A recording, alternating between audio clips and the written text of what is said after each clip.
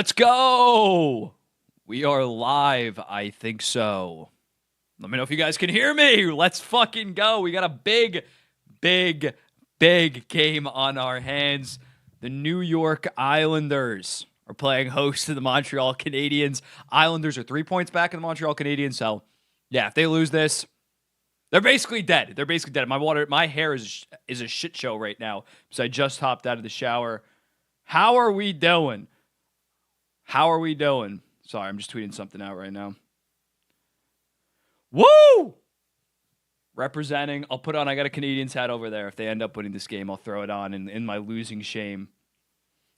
Dude, honestly, obviously I want the Islanders to win a shit ton, but Montreal, it'd be cool if they make the playoffs. This isn't a brutal rivalry. Honestly, if I didn't have the bike ride on the line, biking all of Long Island, for those on YouTube that might not know this, if the Islanders don't make the playoffs, I have to bike from Brooklyn all the way to Montauk. If that wasn't on the line, I wouldn't be as stressed about this game because getting within the top 10 of draft lottery odds isn't the worst thing of all time. But yeah, let me read some of the comment section, the chat room. Michael Fartner, go Habs, go. Dealt with that my entire life. The Bartner Fartner joke, real original on that one. What's up, Jaden? Yeah, sloppy tuna. It's 130 miles. The most I biked in one sitting as of right now, and again, just a sitting inside a gym. I did a 35 mile in 2.5 hours. But again, that's air conditioned, sitting on my ass. Easy shit. Yeah, sloppy tuna, you're probably in better shape than me. All right, let's get this game pulled up. I'm not accidentally broadcasting the game. I've done that on prior live streams before where I got a copyright strike because I was literally linked my audio to my microphone. Islanders need to tank. Yeah, Barzell 13. I would agree, but I'm not trying to bike all of Long Island. If that wasn't on the line, yeah, this would be a perfect loss. And then if they only got 8 points the rest of the way, that'd be perfect. And at this point, they're probably not going to have a shot at first overall. Not that there is such a different gap like last year at first overall. But even if from here on out, even if they play shit, they're going to have the 9th best odds. I don't know. It's not it's game 61 and they can go on this historic slide. Yeah, Hornet Titan, that is pretty funny. 2021, this easily could have been the Cup final matchup. But Yanni Gourde had to score that stupid goal. What's up, Elliot? Who do you think makes it for the East wildcard teams? I mean, it's got to be Montreal right now, man. They're 3 points up on the Islanders. They're only 1 point up on the Rangers, but have 2 games in hand. They have a legit... they're not the heavy favorite. I'd still say it's 43% chance Montreal makes it. I don't know what the rest of Montreal's schedule is. Let me actually look up who has I'm gonna pull up the strength of schedules for this race because I know the Islanders have a tough one. Okay, among the Eastern Conference teams, I don't want to accidentally click on something, but Detroit has the hardest schedule in the entire league remaining. The Islanders have the 4th hardest. Columbus has the 9th hardest. Rangers have the 12th hardest. Montreal is the 17th, so still a decently hard schedule remaining, but compared to the other teams they're competing with, they have it pretty easy. Ottawa has the easiest schedule remaining, but they're already basically locked into the playoffs. So Montreal has the easiest schedule. The Islanders, this is a tough game, and then it doesn't get much easier for them in the home stretch. Mike, are you going to boo the Canadian anthem? No, I am. As on my live streams, the anthem stuff... I understand why Canadians booed it. I will not boo the Canadian anthem in response. We're not dealing with that political stuff. Yeah, LeBlanc, you guys are chilling. Ottawa and New Jersey at this point, they're 95% likelihood.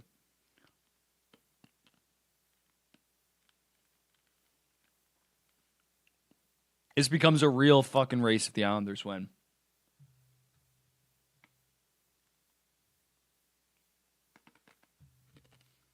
What's everybody's score prediction? Drop the score prediction below. I got coffee because I'm trying to stay lively, trying to stay energized for this. Oh, my bracket. I will happily pull off my bracket, Cameron. I'm doing good right now. My only loss right now is Louisville fucked me. Got dogged. Let me pull up.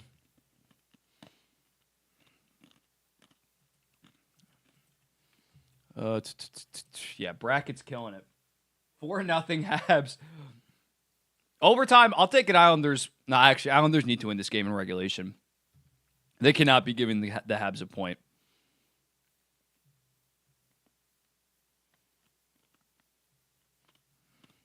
Let me pull up here. This. I don't know if this will track on the camera, but this is like the implications. I put it on my story. Do you guys even see that? This is like the percentage based on what happens in this game. Oh, that actually worked. Habs have a 46.5% chance if they win this game in regulation. I'd say even higher. Obviously, it depends on what else happens in the NHL tonight. Islanders jump to 35%. Islanders would have better odds if they win in regulation than the Habs, despite they'd only be 1 point. They'd still be 1 point behind. Two of my LeBlanc, who the hell was in your Elite Eight that had already got, like, was Clemson in your Elite Eight? Or you picked like an 8 seed like Georgia? Dumb and Dumber, perfect bracket so far. Good shit. There hasn't been like McNeese State was a pretty common upset. Like I picked that one. I'm not like flexing that one. They're 30-3. They have a head coach that's heading over to North Carolina State after the season. Like they're a special team. High tempo. Yeah, McNeese like we need some kind of upset. If that's the only upset of the first round, it's kind of a disappointing first round.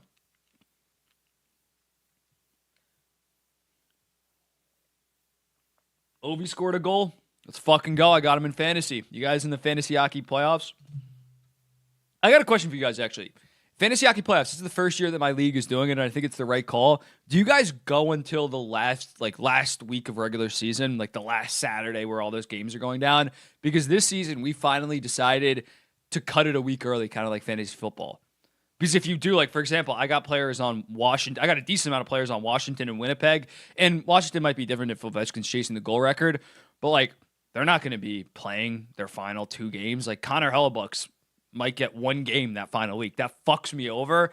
So, like, do you guys just play all the way through? We did for a while, but it just got, like, so bad with some guys just losing out on, like, 8 good games the final week. Thankfully, this year, besides Winnipeg and Washington, like every other matchup's kind of still up in the air. Yeah, Matthew, I don't know why, like, we go hard in our fantasy hockey league. I don't know why this was the first year that we decided, like, yeah, that makes perfect sense. We just have 1 less regular season game and don't have the integrity in jeopardy. What do you think the Isles get when they trade Dobson to Montreal? Ivan Demidov and Caden Gooley. Sounds good to me. I'll accept that one. That sounds like a fair deal.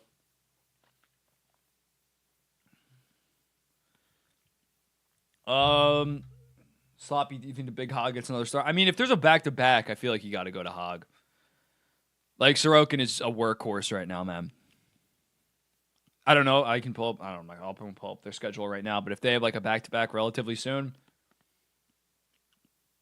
game starting soon. Yeah, I got the Gotham Sports app. So like last time on the US Canada one, I had the normal latency on. I got the ultra low latency on, so hopefully I'm not on that much of a delay.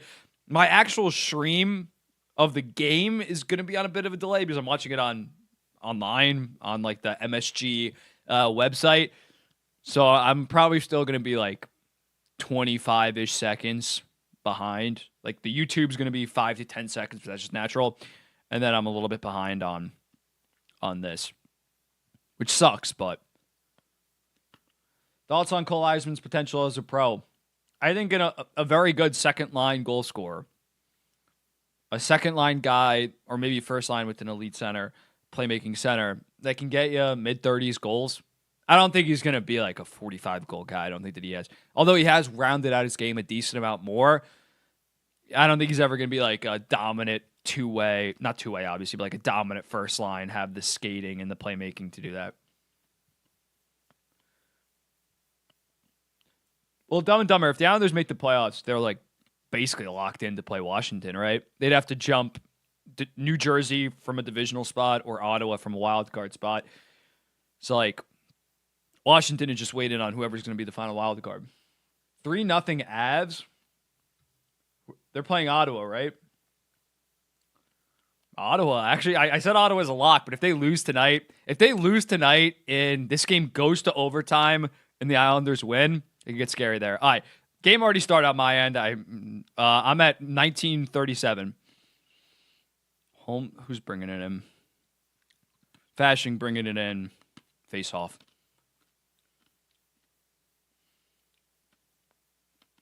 God damn, 3-0. Imagine if Ottawa freaking fumbles it. Oh, my stream is shit right now.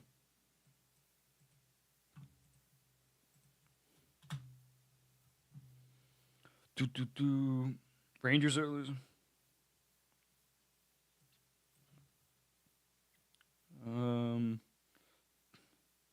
Let's go. Rangers down 1-0 as well. Okay, Montreal dumps it in. Josh Anderson battling. Ooh! Dvorak with a good chance.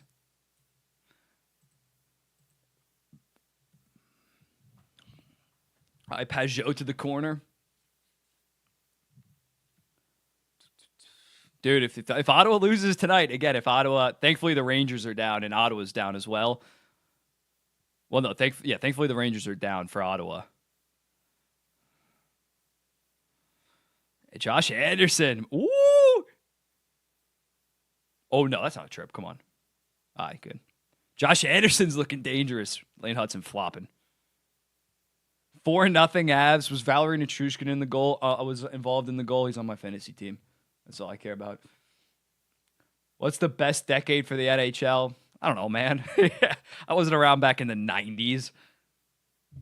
I think that there always is going to be nostalgia. Like, I would say the 2010s, but I don't even know if that's true. I like the 2020s a lot too.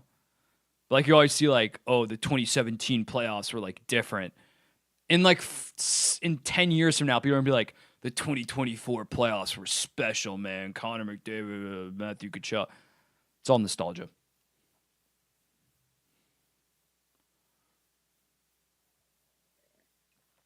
Yeah, Matthew, the 1910s when Joe Malone was leading the NHL in goals. Mike Riley with the puck. Mike Riley great pass by Riley to Saplakov. He didn't have much there. Mike Riley finally coming back. I'm sure the non-Islanders fans don't know this. Had like serious. Well, first he got hurt. I forget his first injury. And like during the physical, they determined he had like a serious heart injury. Had to get heart surgery. And now he's back like 60 games later. So even if you don't like the Islanders, Mike Riley. Inspirational story. That could have been bad if that went undetected and he was playing 20 minutes a night. Most sane fan base. Yeah, I think the Islanders might be the most sane fan base right now. Like a year or two ago, people still believed in Lou kind of fully because he has had a lot of success. But at this point, like we know that like we're going to lose in the first round probably. We should be tanking for Hagens. Everybody for the most part wanted to trade both Nelson and Palmieri. Love Habs fans, but yeah, sometimes they are a little bit delusional. But rightfully so. They're coming out of their rebuild in a playoff spot right now. I'd be smoking my own shit too. Yeah, dude, Mike Riley is still an effective offensive defenseman. He's really good last year off the waiver wire. Pellick, dumb pass. But nobody's home. Where you go? I'm at 17-16 right now. JF Luna. Yeah, I'm going to try it. Definitely once the playoffs start, I'm going to be doing more watch-alongs. It's just hard when it's like game 41 and it's like Islanders versus Florida Panthers. Watch it like. This is a big game, though. We're locked in. 60. I'm at 16-50, so I'm not that far behind. Boquist, he's been okay. Really nothing remarkable. I mean, he was just a depth pickup when like everybody was hurt. He played like a solid 5 games. Oh, no. Ooh. Oh, he wasn't offsides. D'Angelo with a defensive play.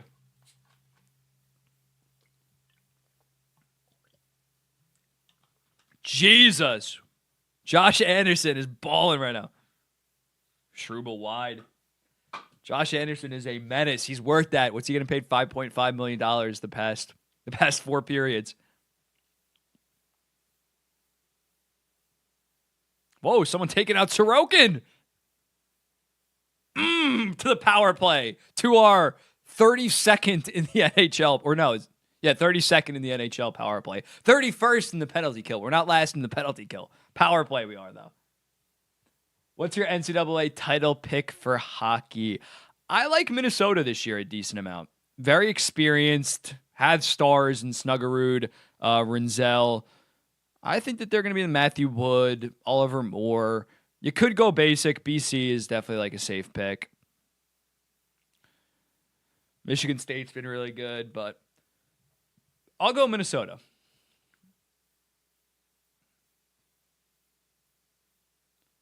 What? Are you guys talking about if Islanders played Montreal in 2021? Yeah, I think the Islanders would have won in 6.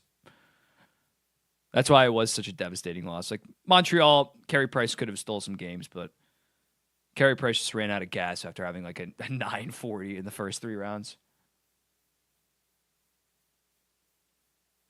Boyum or Dickinson, I think, but do you know? I'm probably more so. I'm lower on Zeev Boyum than others. I still think he's going to be a really good offense defenseman at the next level, but let's get something going on this power play. Minute 28, it's so bad. Like, it's in part because Matt Barzal is not playing right now, but, like, we are running a Noah Dobson, Noah Dobson, Tony DeAngelo power play with Simon Holmstrom, too. Oh, okay. Bo's got some space behind the net. Just put something on net. Oh, my God. Palmieri fumbles it. Just nothing, man. Like, their power play is so shit. Yeah, Tony DeAngelo, not the best defensively. Definitely makes some flubs, but considering how desperate the Islanders were, he's been a very good pickup. Do I want them to like re-sign him to any term? No, but if he wants a 1-year, $1 million deal, if that gets signed tomorrow, I'd be sure, man, why not? I am at 14:34. The Islanders are bringing the puck up again on their anemic power play. Ryan Palak and JGP are trying to do something. Anders Lee, the only play. Oh, Anders Lee! What happened there? Oh, Duclair, let's go. Oh my God, that was a shit show. As a horrible zone entry on the power play, and just Anders Lee, man, he was almost on my top 10 underrated players. He's a dog yet again. The Duke is proving his contract. What even, like, yeah, Pajot battled. It popped out to Anders Lee bodied. Who the hell did he body? Jeez. Beautiful, dude. Oh, my God. The camera angle was weird on that, so I didn't see how that happened. That was a just money pass and just perfectly placed by Duclair. Let's go.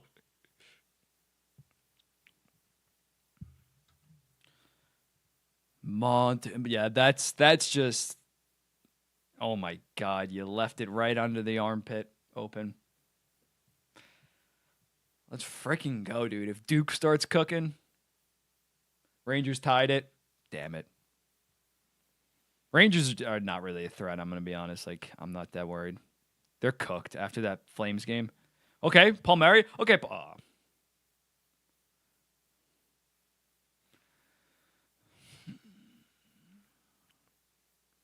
yeah, I mean, Leah scored 40 in a season. I don't know if that's a career year this year, but it's definitely his most impressive season. He was playing with John Tavares when he scored 40, don't get me wrong. But, yeah, the fact he's going to go for like 30 goals probably, 25 assists, great underlying numbers defensively too. Get it out.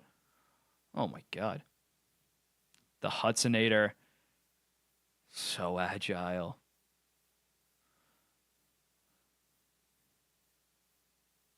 Okay, get it out. 2-1 Leafs. Rooting for the Leafs. Boom! We're diehard Leafs fans tonight.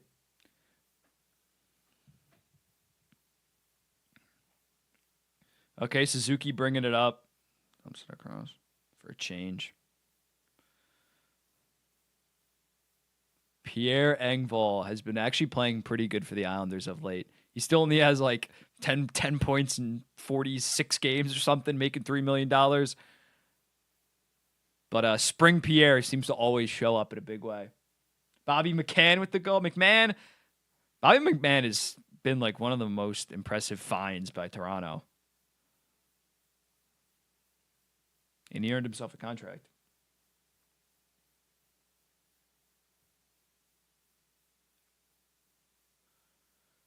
All right, before I didn't read your name before that comment. I was like, what are you talking about? The Senators are going to be fine. Chill. I mean, I wouldn't actually no, I have a Senators punishment too. Oh, but ooh. Clean.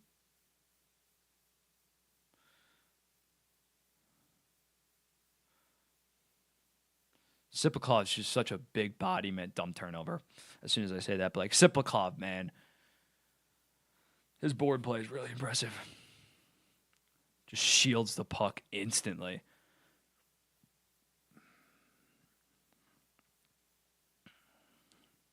Ooh, great play, Pellick. That could have been a disaster.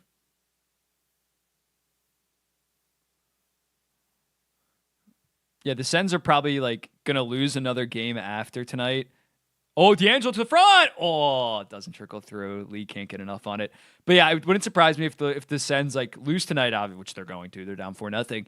Then lose another game, and like their entire fan base is like, oh my god, what the fuck is happening? Our season's over. And then they win another 4 games and are safely. Oh, Anders Lee, man, playing damn good. But yeah, like the Sens are just gonna win 3 games, lose 3 games, like the rest of the way. That's just how it's gonna go.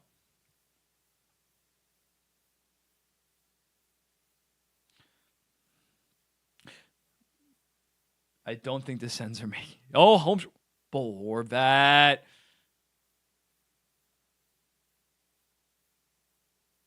That go off his head. Yeah, dude, there was something I saw on Twitter that was like, I think it was Jay Fresh. There was like a debate, and Canadiens fans were acting like it's ridiculous that Suzuki and Dylan Larkin are in like the same tier. Like what? That's insane. They're like obviously they don't have the like perfect play style comparison. They're not 1 for 1, but in terms of like results, 30-ish goals, good defensively, like they're the same player in terms of actual results.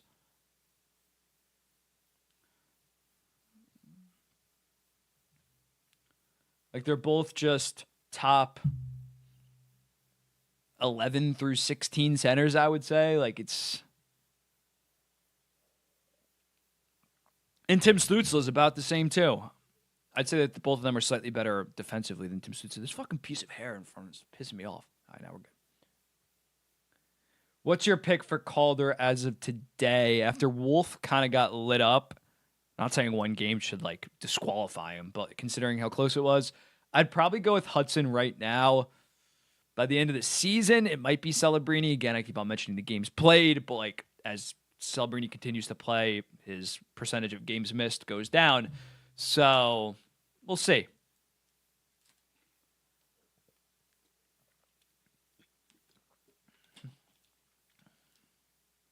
Yeah, and then there was like something with Sebastian Aho or Suzuki, which like I'm not saying Aho is like tiers ahead of Suzuki, but he's definitely like 8. Well, in my McDavid Mountain, they actually were in the same tier, but that's a pyramid. If I was doing like tiers, Aho would probably be a tier. If the Habs make the playoffs, should MSL Marty St. Louis get some Adams consideration? 4th or 5th place. I think the top 3 is kind of set. Even if the Jackets don't make the playoffs, as long as they finish at like 85 points, I think that's impressive for Edvison to get a top 3 vote. Scarberry is going to win it, and he's my pick right now if Columbus doesn't make the playoffs. I'm at 1048, by the way. And then Scott Arniel should get a top 3 vote probably. So, fucking penalty. God damn it. Yeah, this year, that's fair. Suzuki's better than Aho, but Aho also plays in a Rod Brindamore system where he can't really flourish offensively. Yeah. But was I saying that before that? Yeah, St. Louis, if they make the playoffs, maybe a third place over Arneal, but for me, the top 2 is kind of set. Yeah, now, okay, so our 32nd power play scored. Can our 31st penalty kill lock down the Montreal Canadiens? So stupid.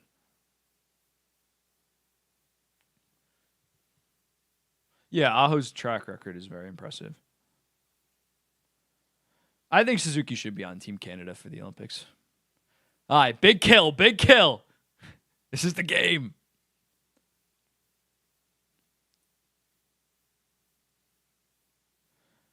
Okay. It's a damn good start. Get it the hell out.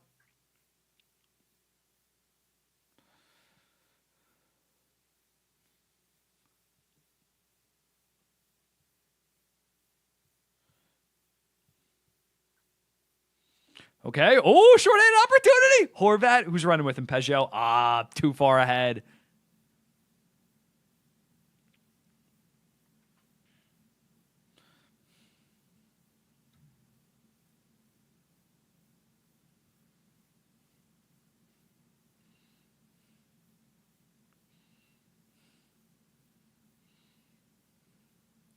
Okay, Hudson over to Caulfield. Out. Beautiful. Loving this kill right now.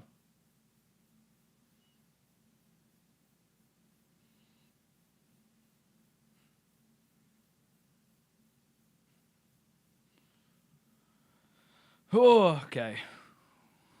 Newhook bringing it in. God damn. Blistering speed. Mikey Maths.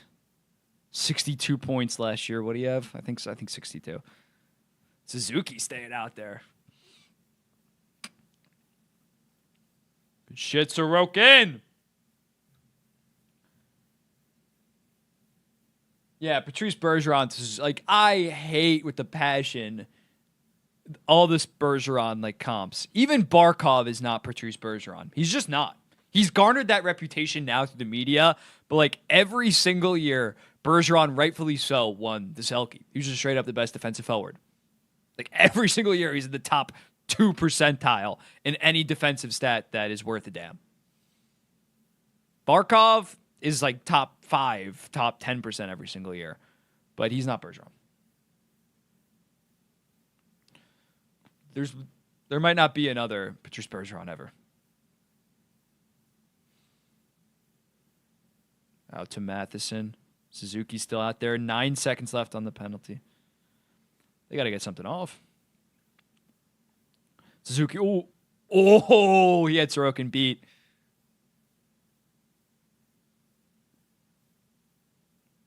Great kill by the Islanders. Tip. Oh, Sorokin! Pat down. Beautiful, Sorokin. Oh, Gallagher's throwing. Gallagher came out swinging against Cizikas. Ovi scored again. How many is he away now? 6? 5? Dude, it'd be pretty funny if Ovechkin breaks it against the Islanders. He might do it before if he's scoring all these goals. Let's freaking go, man.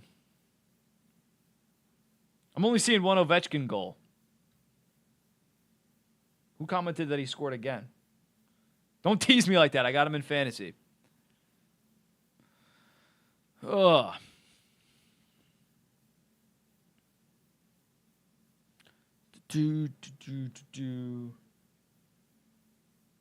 Yeah, I think Gallagher had his helmet off and just fucking started swinging.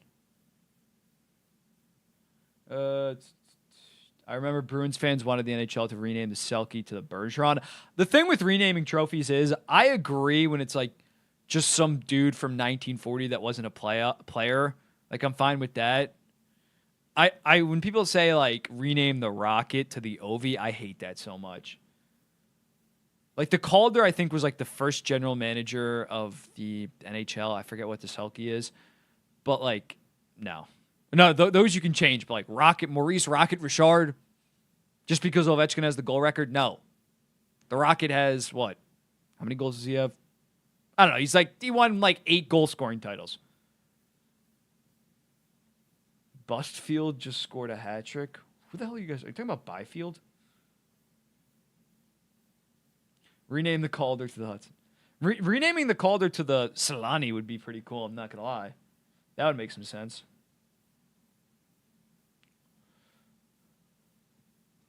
It is pretty cool how, like, based on the way things are trending, like, there will be decent amount of intrigue outside of, like, the Vezina Trophy on awards night. There's going to be a lot of intrigue. Like, I don't think the Calder is going to be. Celebrini might be if he just, like, dominates down the stretch. He might be, like, minus 400, but that's not a lock by any stretch. Makar might be a little bit of a favorite, but the Hart still should be somewhat up in the air. It's going to be awesome. Lee scored his 500th point. Good for him.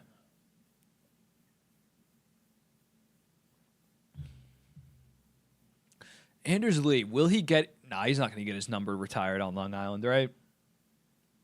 Probably not. Maybe. If the Islanders aren't going on another playoff run. Hudson dumps it down. Noah Dobson battling someone.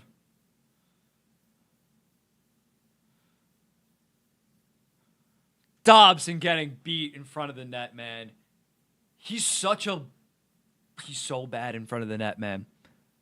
Like, that's why I can't give him a big contract. The underlying defensive numbers are pretty good, but, like, in front of the net, he gets bullied. What was that, Josh Wah? Wah crime. Feel free to tweet that out. Give me credits.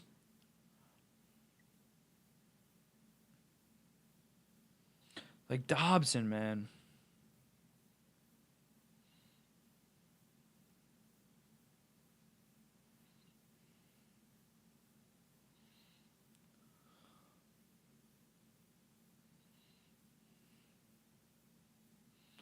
Dobson in front of the net, man, is catastrophe.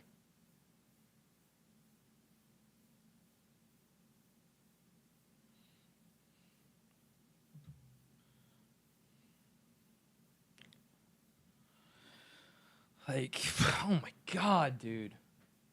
Nelson just scored for the Avs. That's cool. I'm rooting for the Avalanche. I get called the hater a decent amount of them. They're my Western Conference team that I'm rooting for. What's your thoughts on the Hudson Himalayas? That would be a fun name of it. Maybe I'll do a U23 defenseman or something like that.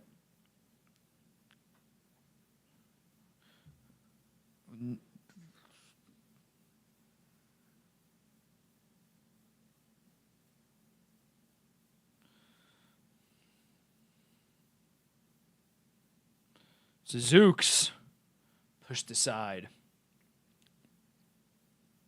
Just can't believe Dobson got fucking beat in front. St. Louis or Vancouver tonight? I'll go with St. Louis. Who's the home team? Not that that matters. Oh my God. Holmstrom just took a brutal shot.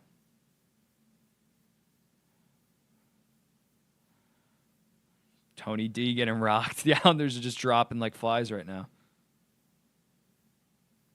Oh, Suzuki might have had a chance that connected. Thoughts on letting Chicago jumping from second to first overall, forcing them to draft a D-man and unable to get...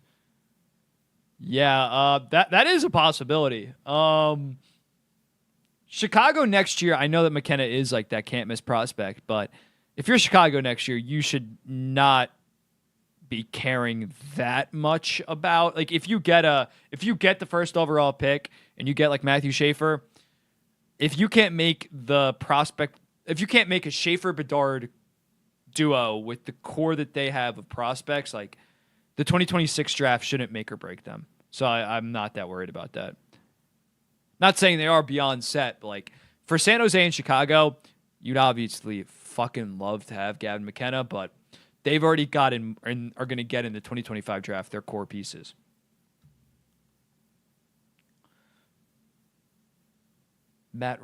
Josh Waugh is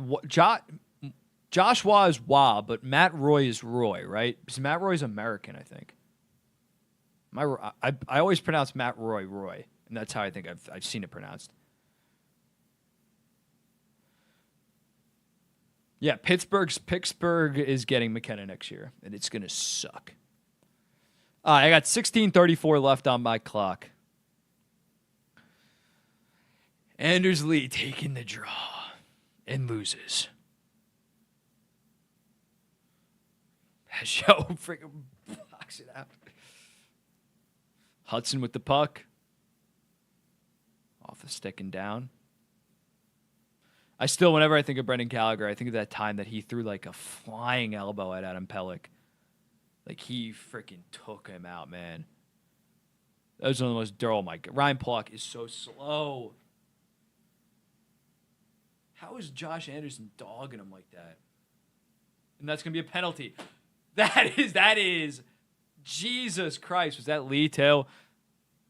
Pulock's a bum now. I kind of expect that out of him, but like, oh, what a tragic. Like, why is Josh Anderson like good all of a sudden?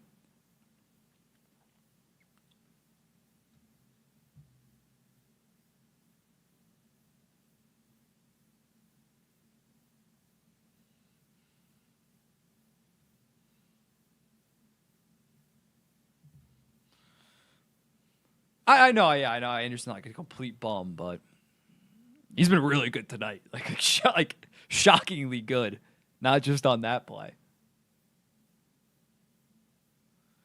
Yeah. Josh Anderson is like 1/8 of Nathan McKinnon, but yeah, he blitzed by Pulock for that puck.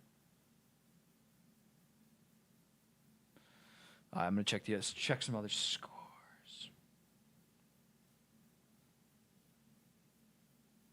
That's not good for the Flames odds. We got a tie game here. Crosby needs a crest for U35. What?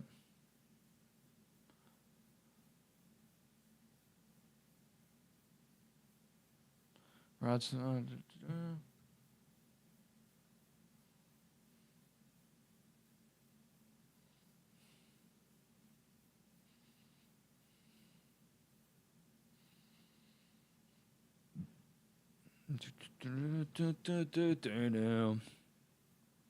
Islanders player to watch on the broadcast is Pierre Engvall. Did score against the Penguins. What intermission are we in? There's like 6 minutes left in the first.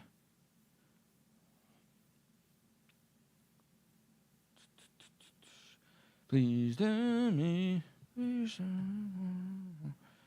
All right, let's get back to it. Let's get a goal before the end of the fucking period. Bradley, I'm doing pretty good myself. How about you? There's no such thing as not. Well, when Matt Barzal is not playing, yeah, there's really nobody that's that exciting. Tony DeAngelo is exciting because he's either great offensively or absolutely a travesty. All right, let's kill another penalty. Why don't we? We're going aggressive. Bo Horvat's going aggressive on the kill. They usually just sit back and let teams cook them, which is now what they're doing. Suzuki to Hudson to Line. That was a better pass. Line maybe could have got something off. Come on, Pelech. Good stuff, Horvat. Good stuff. 5-0 Avs. Tell me Natrushkin was involved on the goal, I beg. All right, Hudson bringing it up. Dumps it off to Suzuki. Yeah. Suzuki easily just goes right down the middle for a clean entry. Caulfield with it to Hudson. Caulfield to Suzuki. That was a good opportunity, but Suzuki kind of fanned on it. Oh. Someone's stick just got shattered. Nelson got 2 goals? Okay, Brock. I guess that helps us out in some kind of way, although I don't really want Ottawa to miss the playoffs, and I don't think they will.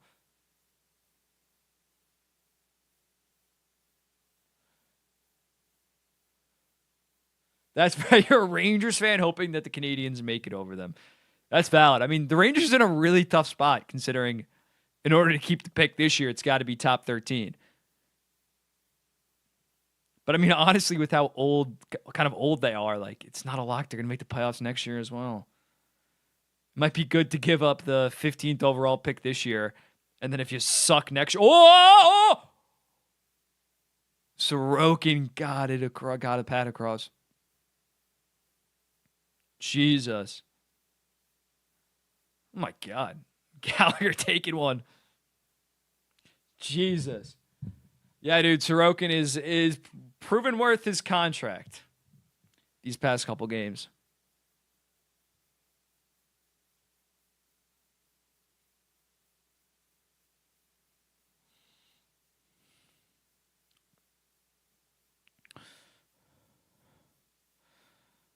Oh, that was wide of the net. That wasn't going in, but still. Panarin ties it up. Bum. Kind of trashed on him in today's YouTube video, so I deserve that. Okay, 9 seconds left on the power play. Montembeau's been great of late. Very impressive. His analytics are like top 7 in the NHL. I don't think he's a top 7 goalie, but Carrier. Oh. Okay, penalty killed. Let's frickin' go. Jake Evans. Okay, let's break. Let's break. Offside. Awesome, Anders Lee. Take a penalty and then go offside. You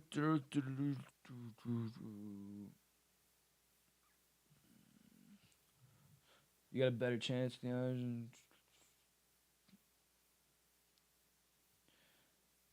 Between the Canadiens and the who you're saying who would have a better chance in that series? Richard, do you ever sports bet? I don't sports bet a ton. I used to a decent amount, but you can probably imagine what happened. So now I kind of just place futures. I occasionally bet on games, but nah, not a ton.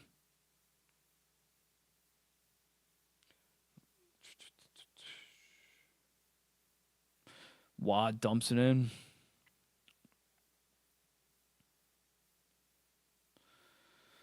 Come on, Lee, get it out. Oh, Lee tried to hit someone and did not go well. Okay, Mayfield. Just nobody there.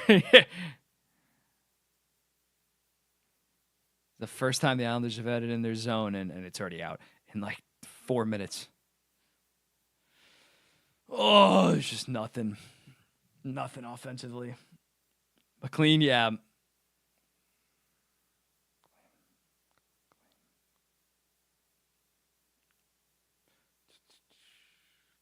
Will you do trivia just for fun? I'll rip some trivia. I'm probably going to take during intermission, I'll probably hop off. I got to go to the bathroom and do some other stuff. But at the intermissions, we'll be ripping trivia. Don't worry. Dominic Montembeau. Yeah, between the Islanders and the... Oh! That didn't go in. Who is in front? Whacking. I think it was Pierre.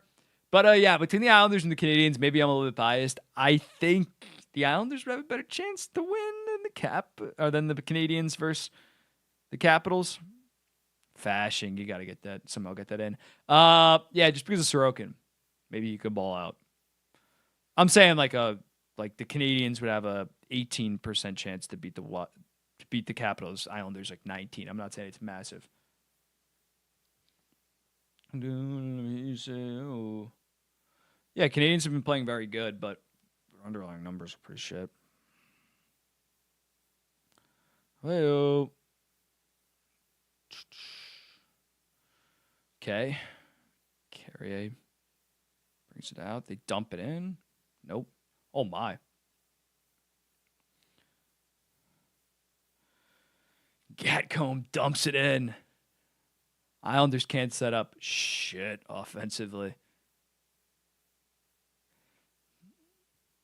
Yeah, also the Islanders hopefully want Barzal back for the playoffs potentially. But the Islanders have been hurt to holy hell this season. Not saying it's an excuse for how bad they've been, but like they had Duclair out for like 4 weeks after like 3 games. Barzell has played like 25 games this season or something low. Dobson missed time. Pellick missed time.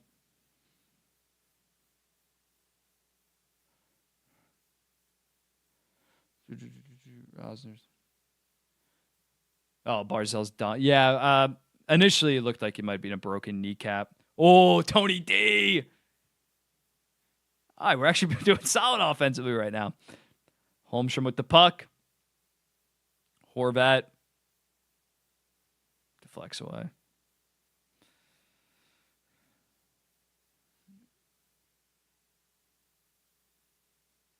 Yeah, I think Reinhardt should be the Selke guy, the Selke pick right now. Barzone, I need to find a new team. All right, 39 seconds left. I'll take a 1-0. 1-1 going into the period, going into the intermission.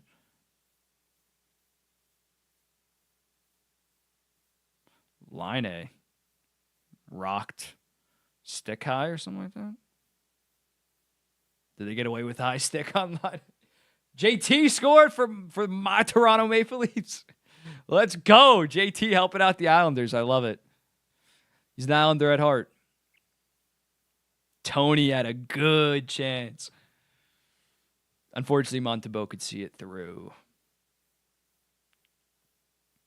Oh, okay. Yeah, it was a stick. You ain't getting called for a high stick there.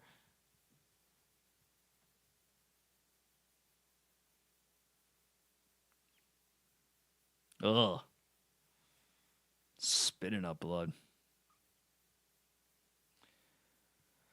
How the fuck is Will Borg going to score for the Rangers? Well, he's got a 5-year, $4.1 million contract, so hopefully he scores more.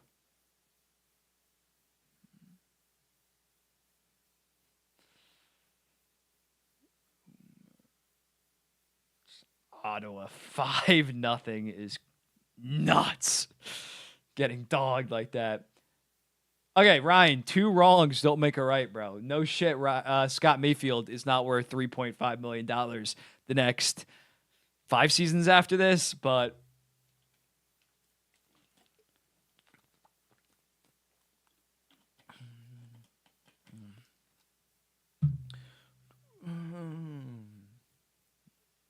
Line A, yeah. Yeah, for a guy like Line A, you hate to see something like that happen.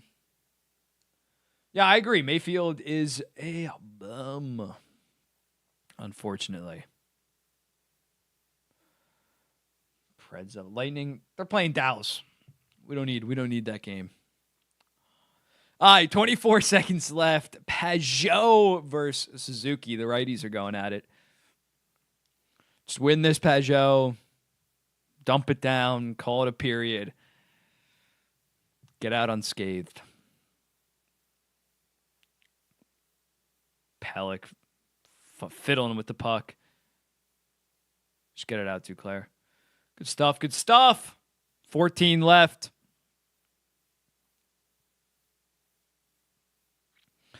Seven seconds. Ain't shit gonna happen.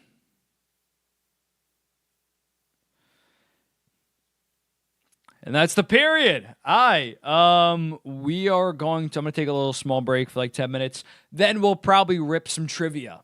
All right. So get ready. Get excited for that. Thank you guys for watching. I'll be seeing you in like 10 minutes. Mute.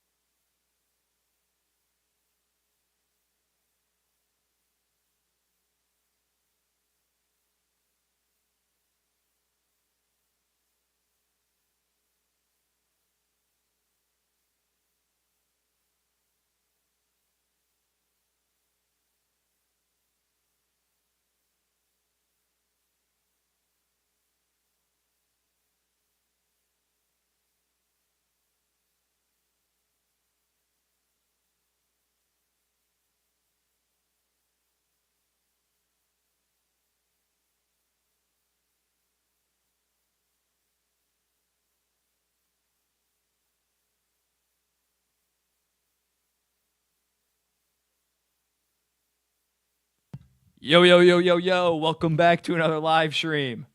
Sorry about that. I muted it before I got up and forgot to recheck it. We're doing trivia. Can you guys hear me now?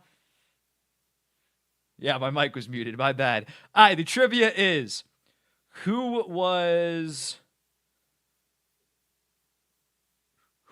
second in the NHL in goals in the 2022-2023 season? Who was second to Utah? Two.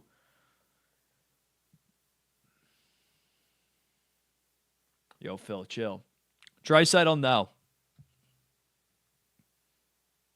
Pasternak is correct. Mathis, you spelled Pasternak wrong, but I'll allow it in this game. Instagram, that would not count. Yes, Pasternak had 61 goals that season to McDavid's 64. Kind of sucks that he had such a good season on the greatest regular season team of all time. It just McDavid ended up having 153 points and outscoring him, so he didn't have a chance at the Hart. Like, that's one of the most impressive non-Hart seasons of recent memory, and it stinks for him. But he has a Rocket Richard in his own right, so he's not too mad. All right, another trivia. Austin Matthews was first. Leon Draisaitl was second. Who was third in goals in the 2022 season? Spoiler alert a little bit. It's a guy that just had like an insane 1 year. Consistent like 30-ish goal guy. But like that 2022 season, it was just insane. And people screamed that he was a top 40 player in the NHL after I put him like 50th in the top 50. Kreider is correct by Johnson 177. It was like it's kind of like Zach Hyman's, but like his entire spray chart in terms of goals was just like right in front of the net. Right in front of the net. My hair, dude, I'm fucking balding like that. Not good. Hair plugs. Heading to Turkey soon. Put it on lock. Sponsorship. If any hair transplants companies want to sponsor me. Tage had 47 in 2023. Let's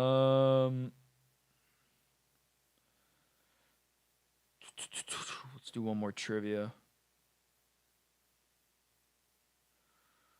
Who led the NHL in points by a defenseman in the 2021 COVID-shortened season? Not Cale Makar, not Adam Fox. Who led the NHL by defenseman in points? Yossi, no. Hedman, no. The answer will surprise you. 2021, COVID shortened in the sense of like they only played 56 games. Maybe I phrased there. I did say 2021, but yeah. Tyson Barrie is correct. Good stuff. Yeah, he had 48 points. Makar had the highest points per game. He had 44 and 44, but he missed 12 games, so he was caked. All right, let's pull on.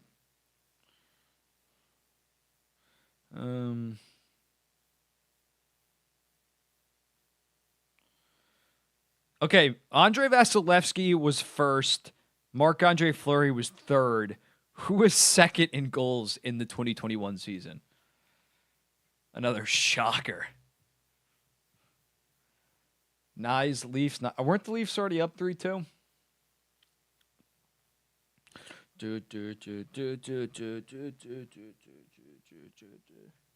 4-2, yeah. Rangers cooked. The Leafs played last night too. Not saying like I'm a huge believer in like teams are cooked after a back-to-back, but that's embarrassing. A gotta have it game.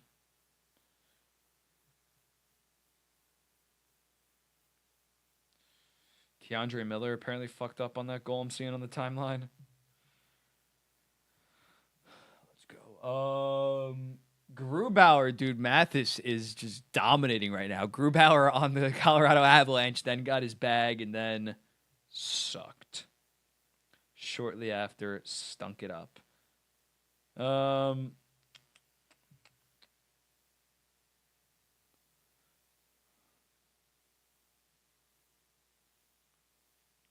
up another trivia question. How are we not back from the period already?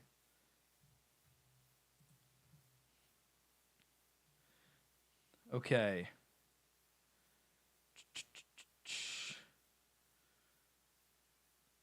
Who is the leader in plus minus this season in the NHL? Talked about him a lot on the page the past like 2 days. It's been featured a shit ton.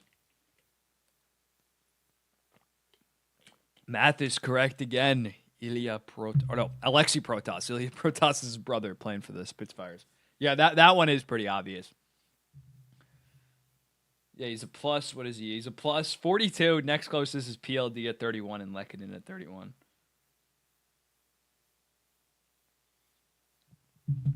All right, we'll rip another one. I'm gonna go off the dome here. It's not gonna be stats related. Who is the 5th overall pick in 2018 draft? 2018 draft. Who was 5th?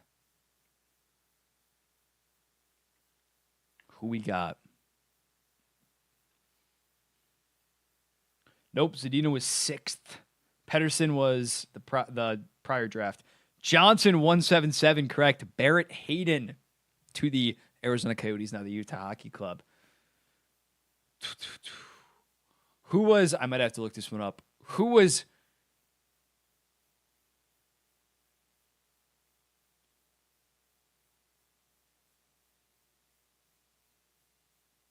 Who was 4th in the 2014 draft? 4th in the 2014 draft. Boquist was 8th to the Blackhawks, I believe. Sam Bennett, SA, first up. All right. Who was 9th in the 2013 draft? I think I know this one. 9th in the 2013 draft.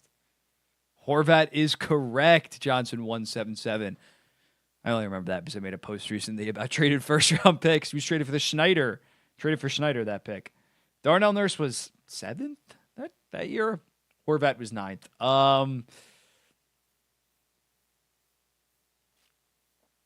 Trying to think.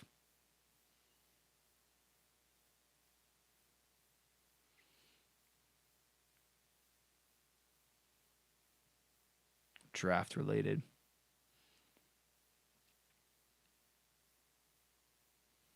What overall was Nikita Kucherov? I think I know this one off rip.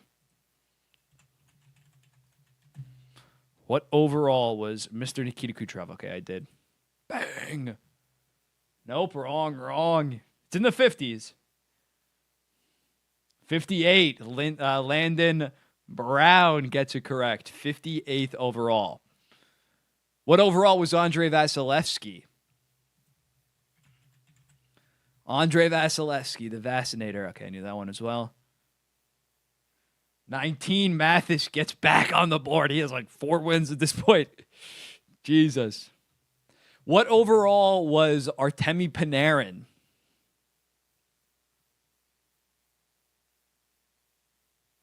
Undrafted. Devlin, quick to it. Trick question. Good stuff. What current NHL player was Mr. Irrelevant in their draft? I think I know. Mr. Irrelevant is the last pick in their draft. Jake Middleton, RB, is correct. Got the full name out in time, too. Yeah, Jake Middleton was the last pick. And now he's top 4 defenseman making $3.5 million, $4 million the next 4 seasons after this. Brock Purdy also, Mr. Irrelevant.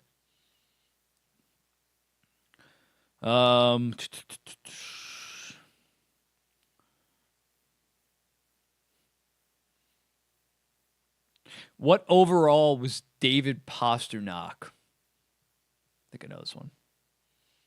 Yeah, I know this one. 24, incorrect. Damn, I have the ultra low latency on. You guys are answering like 3 seconds after I'm done. 25 is correct. SA is correct. I'm like 90% sure. I didn't have time to look that one up. All right, the game's starting up again. We'll do some more trivia during commercial breaks. Got to get one early. Pucks in deep, pucks on net. Islanders actually had a solid like final 2 minutes there after getting caved in for a bit. Calgary scored.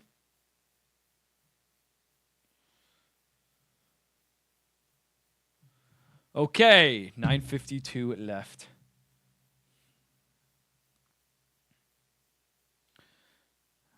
In the Islanders zone.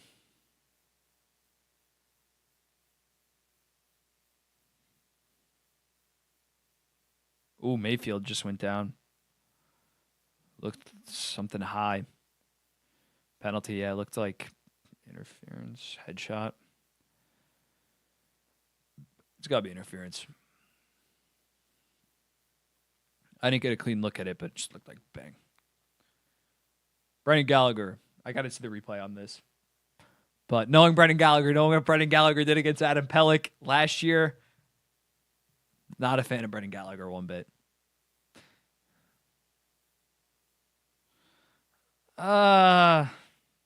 Soft, but given Gallagher's reputation, yeah, it's a bad call. I can't lie. That's a bad call. Yeah, the other angle made it look really bad. Mayfield kind of got in his path. That was bad. But I'm not going to be mad considering I'll try to find the clip of when Brendan Gallagher almost took off Adam Pelech's head.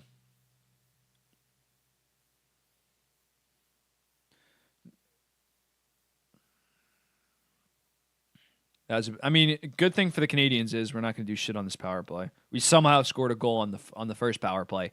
Lightning doesn't strike twice in the same place, in the same building.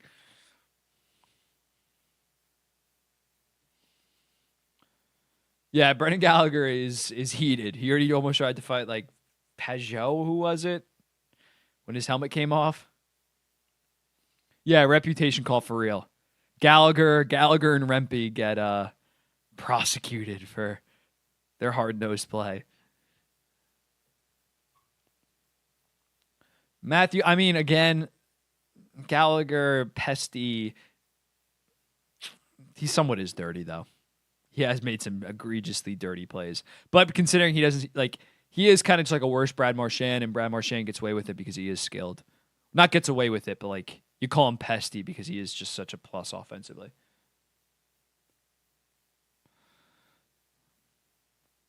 Islanders bringing it up. Dobson to Horvat. Just horrible, man. Without Matt Barzal. I'm not saying the power play was that good with Matt Barzal. Did Dobson just take a fucking penalty? Is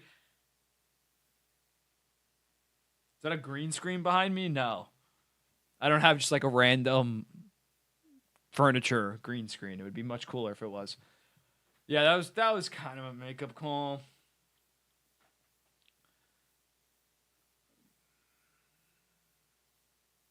Yeah, that's a dumb call, but after a bullshit interference the other way, they're going to be looking for a makeup call. And he doesn't really. He plays Evans pretty aggressively. Yeah, John Tavares stepped up big for my Islanders tonight. Hero.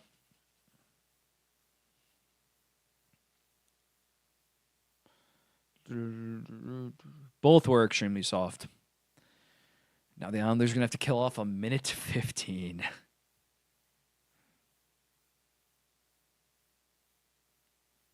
Wrapping around by Matheson. Sorokin sees it all the way through.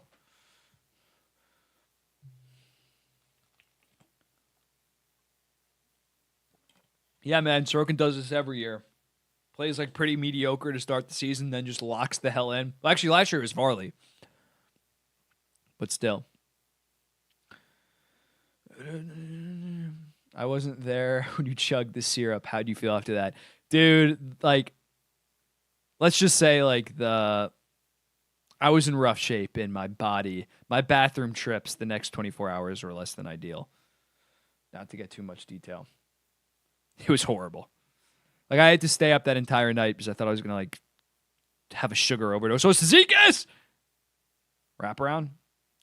Worth a shot.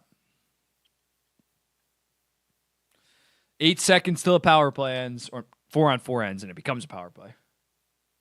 Viking LA, yeah, dude. Viking Long Island would indeed be worse than just chugging maple syrup. I agree with that.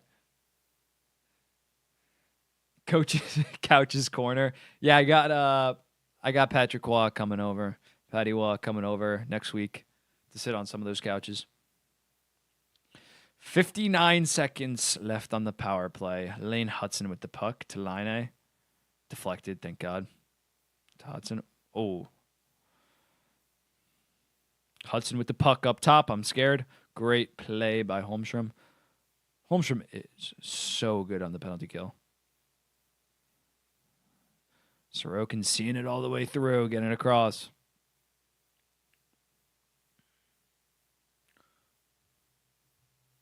Go Flyers. Aren't they down like 3-0 to Washington? Line 8 to Slav.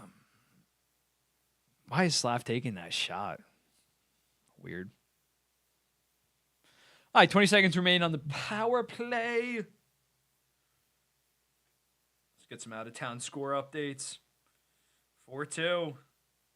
Rangers down. Devils go up 3-1.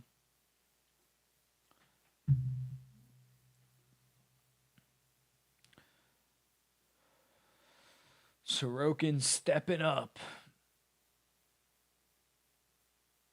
Well, Slav, much like last season, he's been playing much better in the second half of the season. Like last year, it was like point per game, the final 35 games, and Montreal Canadiens fans told you about that nonstop.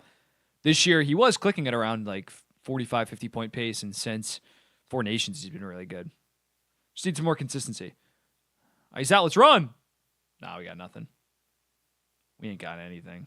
Just dump it in. Yeah, Adam, I realized that I did not update that. Oh, no. Suzuki. Damn it. I didn't even see what happened on that. I was reading the chat. Fuck. Damn, well, I didn't even know what happened. I literally was reading the chat, nice stream description from Adam, and then I look over and Suzuki's just one-on-one.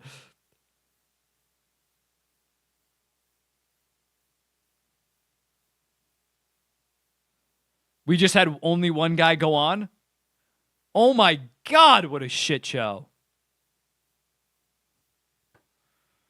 I'm fine losing, but like on incompetent shit like that, Noah Dobson doing a change. It wasn't Noah Dobson's fault, but I mean, come on, guys. There's a challenge offside. I do have Suzuki in fantasy, but I don't give a shit about his points right now. I want the Islanders to win. Offside. Okay. Dude, Samuel, the JFresh poll is Suzuki a 1C on like a championship team? Not if you're just like a 1C, like a okay 1C. I think we can all agree Suzuki's a 1C. In order for him to be the 1C on like a championship team, he's going to have to be playing with like 95.9 Ivan Demidov. And of course, random runs happen, but like championship 1C is like every single year they're a high level contender and he's the best forward. Offside. But they're showing some horrible angle where you can't tell shit. They're showing like the overhead. Where's the fucking line cam? Oh yeah. It's close, man.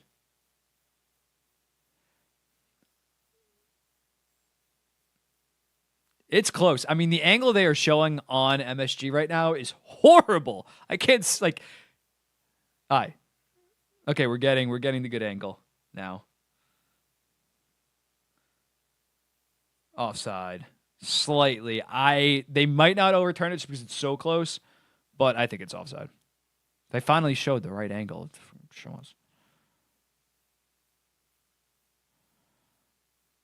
Yeah, if you're the linesman, you let that play and then review it.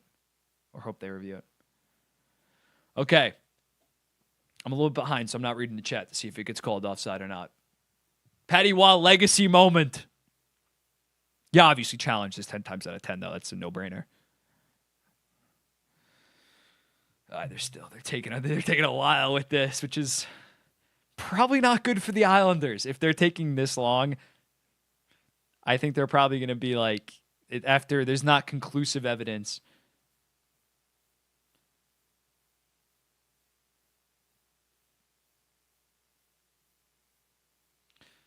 It's so close, man. It's so. I think it is offside. It's like in the NFL. If that was ruled a catch, it might get upheld. If it was ruled not a catch, it would get upheld without conclusive evidence. So I'm expecting the worst, hoping for the best. Yeah, Burke just said you let that play out, considering he was not in that good of a spot. Okay, the announcement is coming.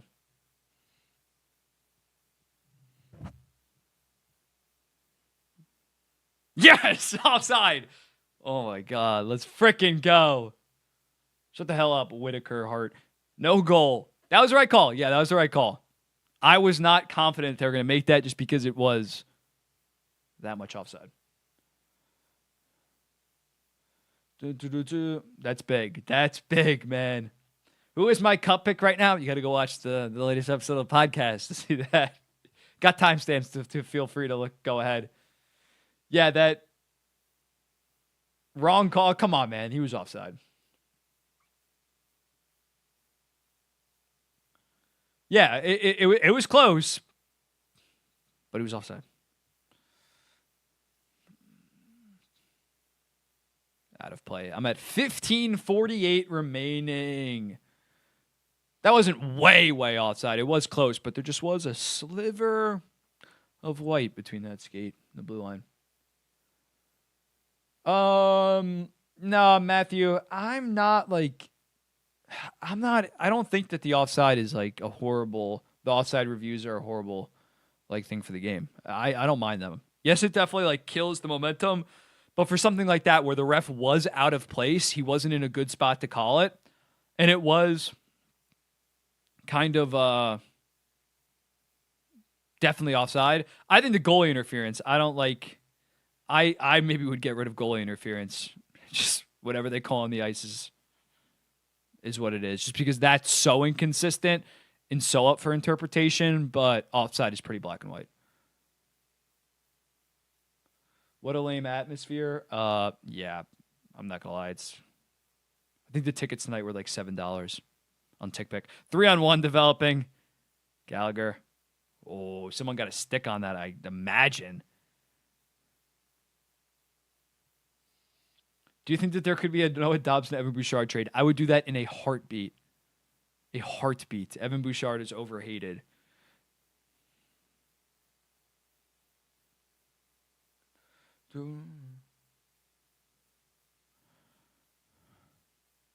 Josh Anderson with it.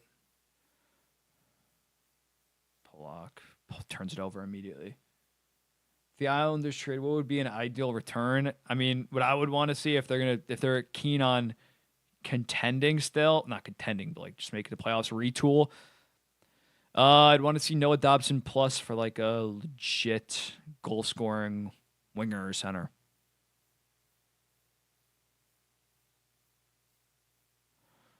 They have been in the offensive zone for a fat amount of time. Okay, we're finally out. Okay, Bo Horvat. Okay, Horvat. Okay. Take a decent chance. Thoughts on SK leaving Demidov out? I've talked about it before. I don't think it's the end of the world if you just save a year on ZLC. Would you do Dobson for Kyrou straight up? I would. Especially Kyrou's locked in at $8.125 million, I think. He's 26 years old. He's on pace for 35 and 35. I would happily do that. The Islanders would have to draft or somehow get a right-handed defenseman, considering after Dobson it would be Tony D, Pollock, and Mayfield, but you do that deal. Dobson and Hage for a first. If it's your first this year and you don't make the playoffs, yeah, I'd consider doing that. Kyrou definitely has more value, man, in my opinion.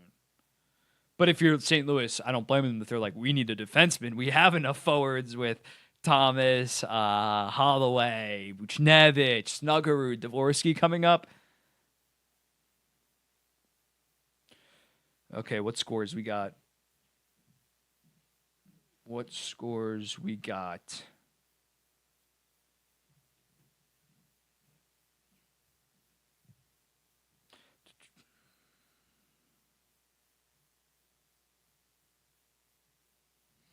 Sorry,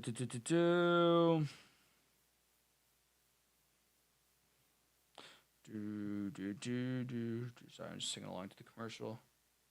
Okay. Trivia.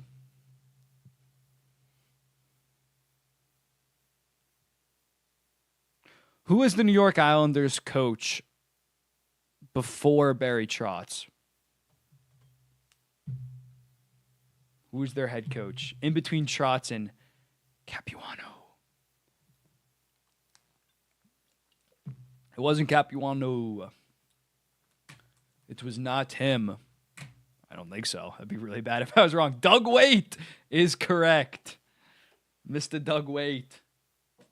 Those were the years, 2017, 2018.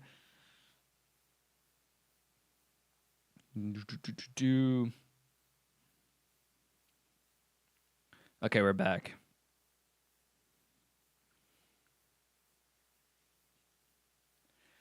That 3-on-1 was scary, man. Dobson actually made a great defensive play. I got to give him some love on that. I knew someone got their stick on it. Yeah. Chris, that's why it's so annoying and everybody's like, Barzal had 85 points as a rookie and he hasn't hit that since. It's like, dude, he was bad defensively. The entire team was bad defensively. And that's how he got his 85 points. Like, it was sacrificing defense for offense. That team sucked. They were like an 82-point team. Like, it's stupid. Okay, we are back.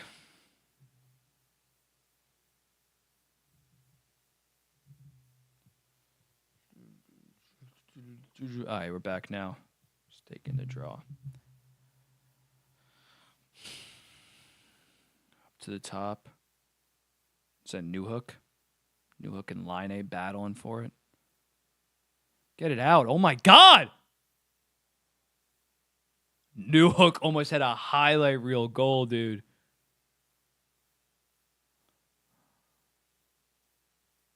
Okay. Is that Matheson? Matheson with a good chance. That's literally Nick Lardis right now. He cheats for offense every time. That would make sense how he has 71 goals in the OHL. Dude, Newhook, like that was just a fucking block. And Zizekas crashing into each other. Jesus. That was almost a disaster class.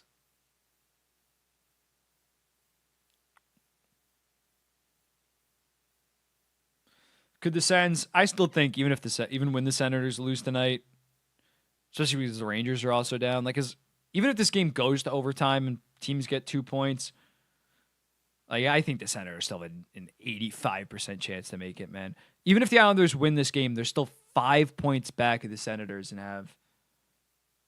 they have the same amount of games.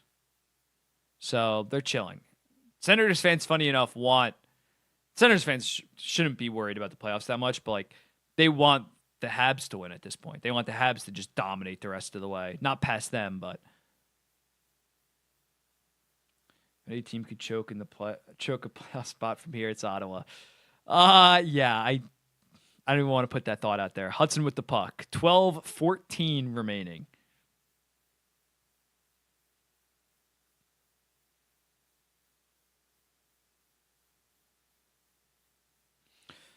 Trying to get it out. Holmstrom.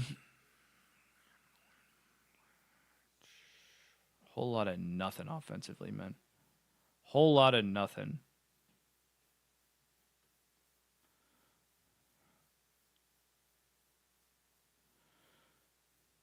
Where even is the puck? All right, Holmstrom got it to Horvat. Brings it across. Brutal pass. Mayfield throwing it towards the net, but nothing dangerous. More Rye on net. Mikey Rye. Did I say Morgan Riley? Mayfield is useless, man. What do you sign Romanov for the offseason? I'd give him a 5x5. Decent term, second pair money. I think he's earned it. 40. Pagel really has 0 power play goals. That's insanely impressive the goal. What does he have? 31 goals right now. I think he scored tonight, so 32. Caps could low-key be a first-round exit depending on who they play. Yeah, I mean, I don't think the Caps are this wagon 2022 Avalanche 119-point legit team. But the Winnipeg Jets, if they lost to the St. Louis Blues or something, I wouldn't be like shocked. Like, these 1 seeds are not monsters.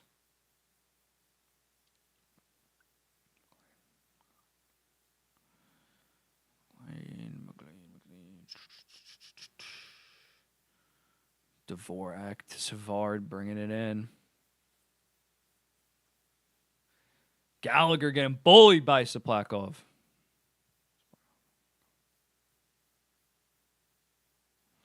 But nothing for the Islanders. Just dump it in and get a change. Do you think Varley's gone in the offseason is weak? And I don't know. Considering Varley's... Oh, Suzuki's bringing it in. Get it across. Oh, well done. Nobody was there. Okay, to Riley. To Tony D.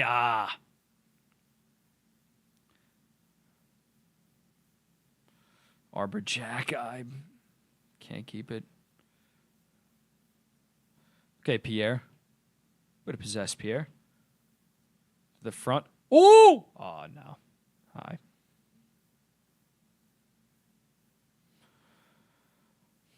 Okay. Out of the zone, but good shit, Islanders. Yeah, what was I saying? Varley. Dude, with his injuries, I don't know who's like, maybe somebody would give up a 3rd-round pick for him, but what does he have? 2 more years at 2.75, which, like, when he's healthy, he's definitely worth that. But yeah, I'm not sure how much value he has. But that is true with the hog there. Jets are not. I'm not saying the Jets would lose to the Blues. I'm saying, like, would you be shocked if they did? Me personally, no.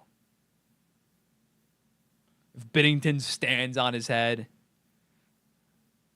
Savard tanks their defensive metrics. He's too old now. Yeah. I understand keep him at the deadline just for, like, veteran leadership, but probably would have just taken the 3rd-round pick. Yeah, that's what I'm saying. Like, the Jets and the... Yeah, it's... I'm not picking against them. I feel like I'm being called a hater. I'm, like, looking like a hater, but I'm not. On a scale of 1 to 10, how likely it is the Habs to upset the Capitals in the first round? 2.5? I don't know. I guess I would just go like, yeah, like 20% likelihood. Montreal should be up by 3 if not for Sorokin. Yeah, I mean, that's why we pay him $8.25 million. He's earning his contract on, like, Shesterkin. That bum. All right, let's check some scores. Nothing has changed across the board. Predators up 1-0. Oh, Kings up 2-0. Okay, they're playing the Blackhawks, though. That barely counts. Trivia.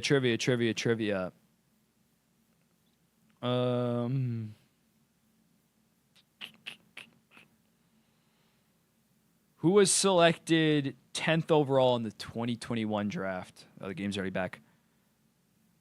10th overall in the 2021 draft.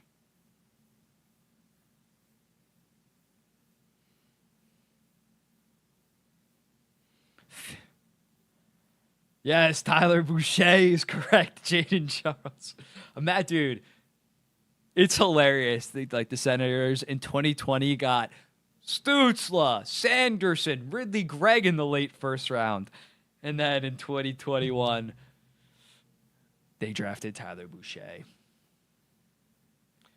11th, there was no 11th overall pick because the Arizona Coyotes kind of wrongly, I thought they punished them way too much, got that pick stripped away for working out prospects during COVID. Oh, Suzuki. Did not get enough on it.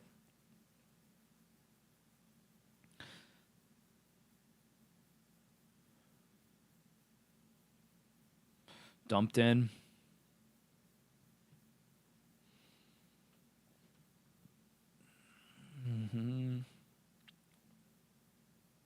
Whole lot of nothing going on. Oh, Suzuki to Slav. Deflected. Good shit, Tony D. Tyler Boucher isn't even a bust. It's like a team bust. Yeah, like it's not, no one's surprised that he didn't work out because he was supposed to be like a late second, early third round pick. The Sens should sacrifice their first this year or next. I'm assuming they make the playoffs like we think that they are at this point, or I do at least. I don't know about you guys. I think you sacrifice this year just because they're not some established team. For all we know, I'm not saying it's going to happen, but they could suck and have a chance of first overall with Gavin McKenna. You take them missing out on Malcolm Spence or Benjamin Kindle. Actually, Benjamin Kindle's a stud. At 18th overall, like you're not losing sleep over that. If you suck next year and you don't have your first round pick and you miss out on Vigo Bjork, you're losing your mind.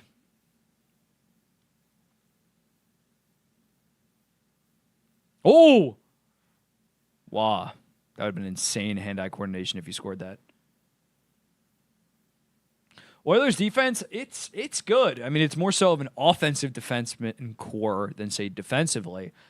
But I think it's underrated. Sometimes the best defense is a good offense, and they have 4 guys that can really move the puck offensively.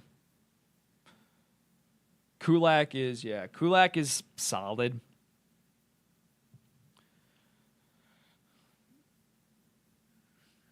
Yeah, so that's what I'm saying. Like the Sens, it's not even if they miss the playoffs, I think you give up 14th or 15th overall in this draft.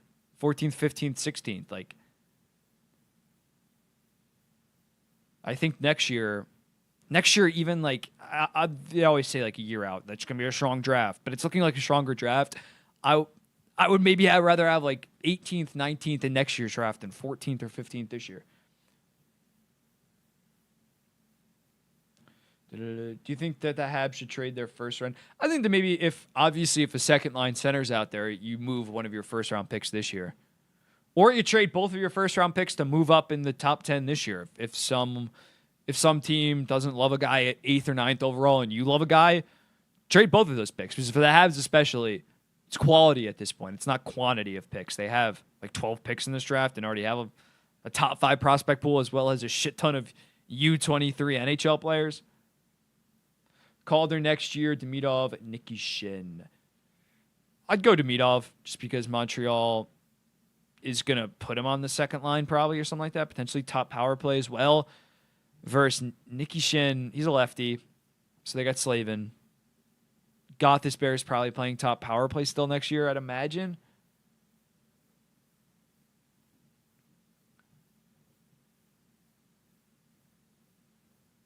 Roger McQueen for Carden Bear.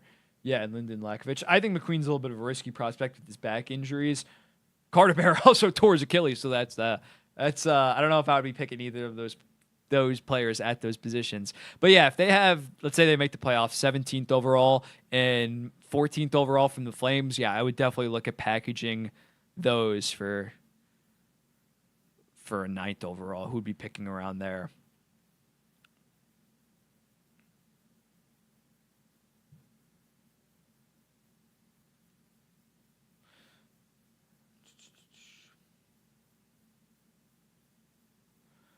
Engvall mixing it up. Dump and chase. Are you? Yeah, Nolan. That's why, like, when I saw this on the schedule, I was like, I gotta live stream this. Then I was like, oh fuck, it's the Severance season finale. So yeah, I'm hopefully watching that immediately after this. That's why, like, I don't want to go to overtime. Obviously, if the Islanders are down 2-1 in the third period, my stance will change. But, yeah, I do not want overtime tonight. You guys watch Severance season finale tonight. Freaking hype. Oh, Carrier taking a puck.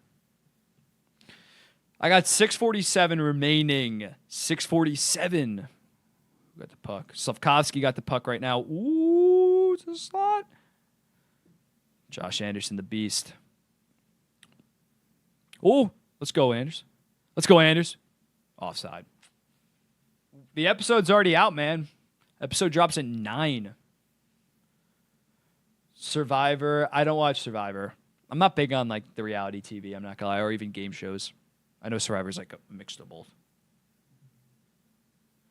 Yeah, dude, sloppy tuna. You got to get it. Apple Plus. I think Apple Plus is honestly, it's tough because they don't have a large quantity, obviously, but because they don't rely on the IP like Netflix, like Max. Max is just like repeat IPs. They make a lot of really good content. Severance, obviously. I really like Dark Matter, the show with Joel Edgerton. Caulfield. Oh, Sorokin fights it off. Caulfield right down the middle of the ice, man. How are you allowing that?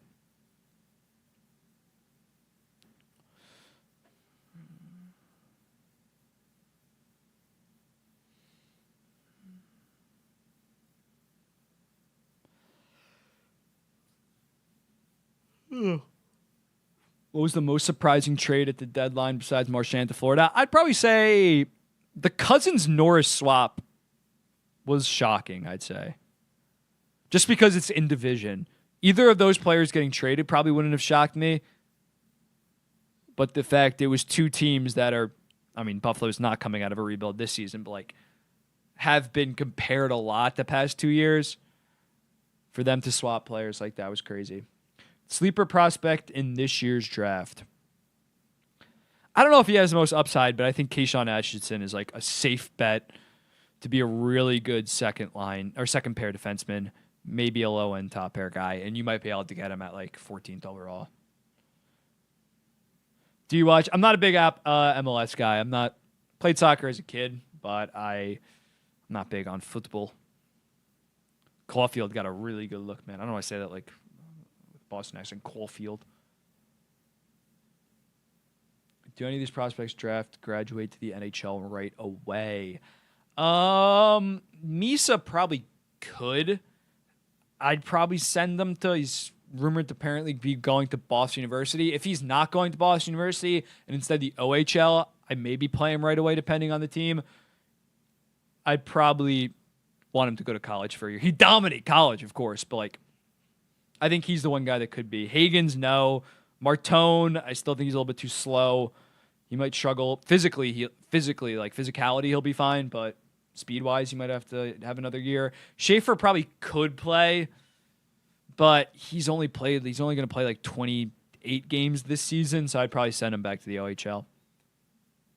So no, I don't really think Hagens. Yeah, Hagens, no. Frundell probably could come over, but I don't know if I would do that. Yeah, Buffalo, it's bull. I mean, Norris is hurt yet again. We don't know what that is. But, yeah. Habs got to win this. Everyone else is losing. No, the Islanders. That's why the Islanders got to win this. You guys are already in a spot right now. We got to make this more of a race. Okay, Flames make it 2-3.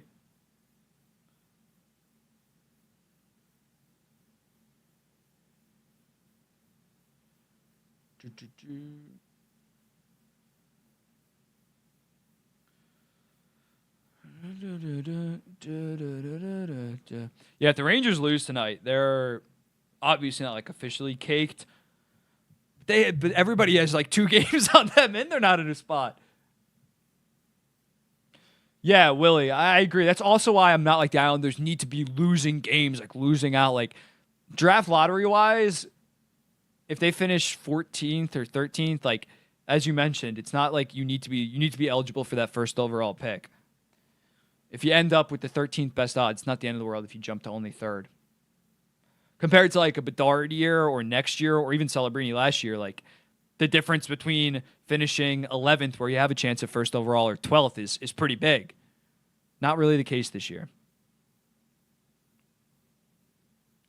Tony D getting it out. McLean. Splikov. I'm so sick of being in the lottery. I mean, the Ducks are taking a step this year. They're on pace for what, like 77 points? I got a bet, preseason bet with them over 72.5 that they're probably going to hit. I think I would be happy, although point production-wise, the Ducks have not been that impressive from their youngsters. But with Jackson Lacombe and Dostal, I think this is a big year for the Ducks. Yeah, Willie, I agree. Martone, he's going to need a good center to play with. Let's put it like that. Let's put it like that. Palmieri going to the net. Draws a penalty. Jeff Skinner goal. No, I got Hellebuck in fantasy. No. We can't be happy about a Skinner goal. Dude, I mean, the Pens, it's a twofold question. If the Pens land Gavin McKenna, they'll probably only be bad for like 2-3 seasons. If they don't, and they get like average lottery luck, they might suck till 2029 probably. Do you think the Oilers should have made a move for a goal? It's impressive that he got a shot off there. Holy crap, Palmieri. Do you think the Oilers should have made the goal? The only move out there was Gibson, and I'm sure Verbeek was like, give us a first and a prospect. Give us a first and Matthew Savoy, and Bowman was probably like, no. Like, they didn't have any leverage. I don't know. And Gibson is... Holmstrom. Great block by Savard.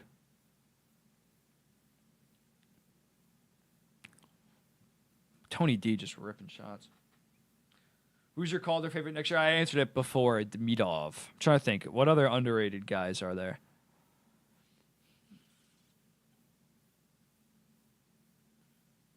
Who else is there for the Calder next year? Obviously, like Misa or someone else like that plays. Ryan Leonard could be a decent shout. The only problem is Washington's top 6 is kind of like set in stone. I don't think he's going to be beating out Protas or Ovechkin or even like McMichael for a top 6 role. Boone Jenner in fantasy. Let's fucking go. Tony D. That got across. Brad Lambert. I don't see him really cracking the top 6. Ehlers is probably leaving, so maybe there's some minutes there. Gabe Perreault. Whoa. Perreault, yeah, I don't know if he's going to walk in and be a Calder level. But the Calder should be, I mean, Demidov's going to be the favorite. But outside of that, it should be pretty open. 1:06 left in this power play. The Islanders actually have sustained possession. I can't believe my eyes. Download a Horvat. Holmstrom. Let's get some shots, boys. Let's not just play with the fucking... Palmieri. Okay. I'm liking his power play right now. Which means the shorthanded goal is inbound. Tony D across. Holmstrom. Oh, yes! Simon Says, baby. Let's freaking go. What a rip, dude. What a goddamn rip. That might have been like the best power play I've seen from the Islanders all season. Holy shit. Beautiful movement, man. Horvat across to Tony D. He's patient. To Dobson. Dude, that was a snipe and a half. Montembeault, nothing wrong on that. That was perfect placement. Actually, it went off his shoulder. But still, that was tough by... that was a great shot by Holmstrom, but I thought he was full, like upper 90. What's Line A slump at?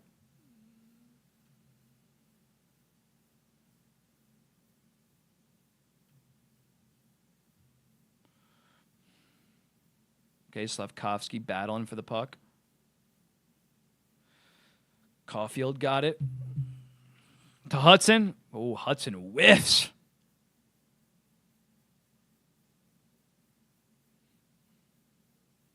Clear it out. 2:55 to go. McGrody or Yeager? Apparently McGrody's been playing really good in the AHL, so I'll probably still go McGrody. Hudson getting physical. Didn't really work, though. To Riley. Come on, Pecho. Lidstrom or Iginla. Lindstrom, is he going to be playing with the NHL team next year? I mean, he hasn't played at all this season. That's all side? All right. Aginla also dealt with injuries this year, so I don't know if he's gonna be playing at the NHL level next year. Do you think Horvat is going back to the Canucks? I do not think so, considering he has 6 years left on his deal.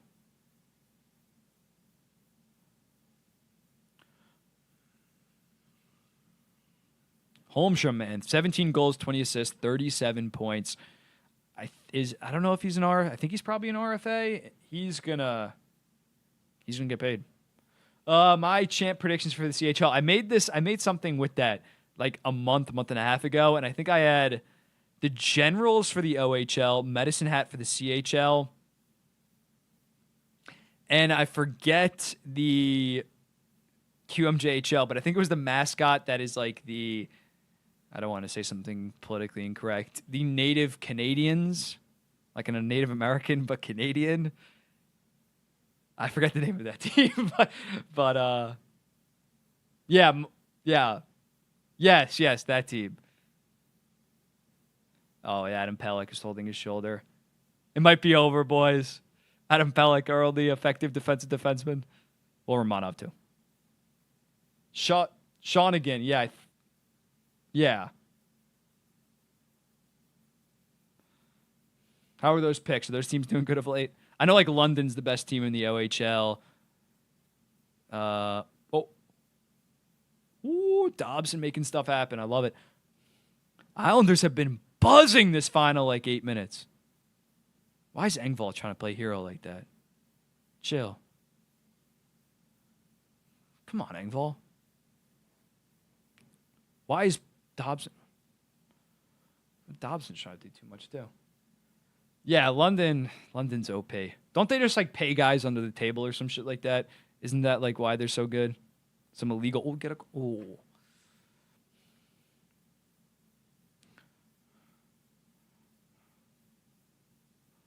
Great, Pierre. Get up top. Good shit, Pierre.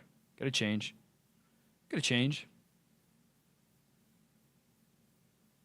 Nicky Shin, is he gonna play? Like their left side is Orlov, Gothisbear, and Slavin. Like, would you just insert? I know Nicky Shin's a really good player, but would you just insert him just throw him in there for the Stanley Cup playoffs? Like that seems a little bit bold. I don't know if I would throw him to the Wolves immediately. You definitely like see what he has, but I don't know if he's gonna be like day one. I don't like this from Adam Pelech. Jesus. That looks like some type of hyperextension, or I don't know. It wasn't like he got crunched against the boards. Hopefully, just a little burn. Orlov's hurt right now. Oh, that makes sense. Ehlers. I think Carolina could make sense for Ehlers. He's not exactly the most defensive player, but like in terms of a guy that's most likely going to hit the open market, and Carolina has a metric shit ton of salary cap space and needs some scoring.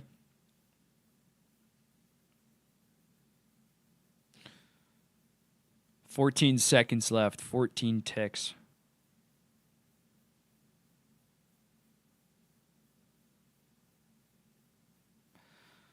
3, 2, 1. Bang. All right.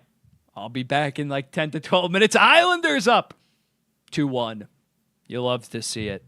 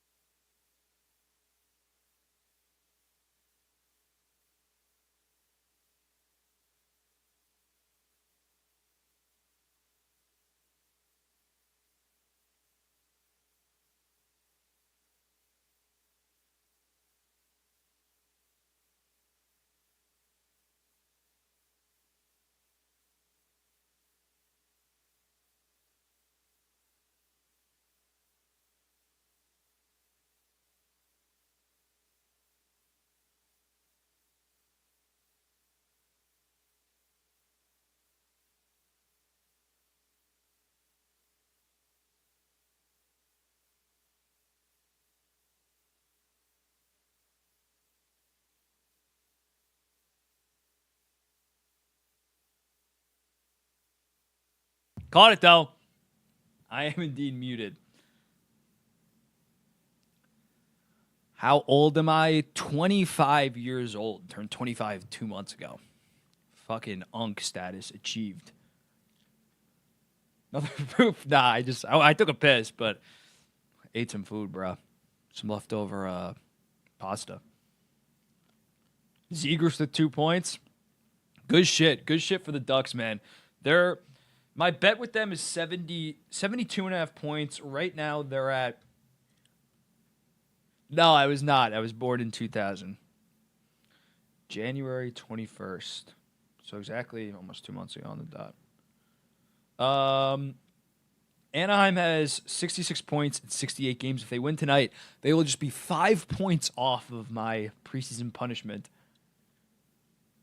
Keeps you out of unk status then. Yeah, if I was in 1999, like December 1999, I'd be an old head. Name 10 centers better than Suzuki, and I'll... McDavid, Madden. Okay, McDavid, Draisaitl, McKinnon, Matthews, Barkov, Jack Hughes, Sidney Crosby, Braden Point, Jack Eichel. What's that already? That's 9. And then I personally believe that Sebastian Aho is not decently better than Nick Suzuki, but better. And I'd also say that Tage Thompson's better, in my opinion. And then the rest of them are all toss-ups, like Larkin, Scheifele, Stützle, Robert Thomas, Nico Hischier. You can make arguments, but I'm not going to say it's like night and day. Would you trade Dobson for Peterka and Byram? I think I would. I like Peterka a decent amount. I'm not that big on Byram. He's kind of a Dahlin merchant. But I think Peterka could add much-needed goal scoring, and you'd still be getting a solid defenseman back. No money. Sorry, Mike. That's a load of shit. I think we make an argument for Suzuki being 11th after Aho. Who's disrespecting Pasternak? If you were a superstar, where would you go excluding your top 3 teams? Say why. Are you saying like my top 3 favorite teams? I guess that would be the Islanders, Senators, and Devils. Non-biased, no Islanders, obviously no Devils because I'm from New Jersey. Florida, Tampa, Dallas, probably, as boring as that is. You probably know if you watch the YouTube, I went to Miami, so I wear Miami shit nonstop in the videos. But yeah, Florida, Tampa, Dallas. I like Dallas a lot, a decent amount as well. Aho, the center that ruined Rantanen's career. Stop that. Matthews is so much better than Nick Suzuki, no offense. Like, yes, Matthews is consistently always battling through some kind of injury. Yeah, Bradley, you spend 4 years in Miami and you start realizing the difference that the weather makes. Don't get me wrong, Miami in the summer sucks. It's 91 degrees and humid as fucking hell. But yeah, Unk does indeed like the weather a decent amount. I'm a snowbird. That's what it's called, right? The old people that moved down there. Hope I'm not mixing up terms. Where should the next expansion team be? Houston! They're already talking. I forget the name of the owner, but they're already talking with an ownership group, some kind of billionaire. Yeah, it's like the 5th biggest metroplex in the United States. It has other pro sports teams. I know it's not like a traditional hockey market, but if they're good, I think they can be as successful as like a Dallas Stars. And I can't imagine that people in Houston right now are like devoutly passionate. There definitely are some that are diehard Stars fans, but I think it's not like Dallas is an hour and a half away where you have a problem with that, where you maybe have a problem with like Milwaukee if you tried to put a team there now with Blackhawks. I think that they'd be able to put a team in Houston and attract a big follower base. You're there at the Ottawa game. I don't blame you for watching the stream instead because there's nothing good on the ice right now for Ottawa. TSN thinks he's top 10. I could understand you having him number 10, but as I go back to my thing, McDavid, Draisaitl, McKinnon, Matthews, Barkov, Hughes, Crosby, Point, Eichel, clear Suzuki. Clear. In my humble opinion. The 10 spot, you could say that he's better than Aho. I won't say you're crazy. I'll just reference Aho's like track record the past 6 years of just consistently good number one center play. But yeah. I live on a cold island, so the warm weather makes me afraid of bugs and snakes. Yeah, if Phoenix, if you lived in Phoenix, you have to worry about snakes or something like that. But Miami, nah. Maybe some gators you got to worry about. Columbus going to overtime? Who the hell is Columbus even playing? I'm honestly not that worried about Columbus. They've kind of imploded. Calgary came back and beat the Devils in regulation.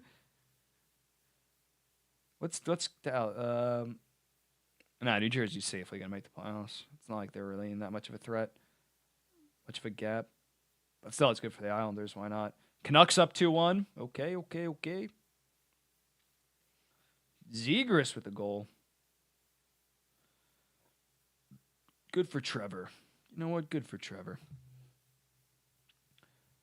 Devils are cooked. Chill.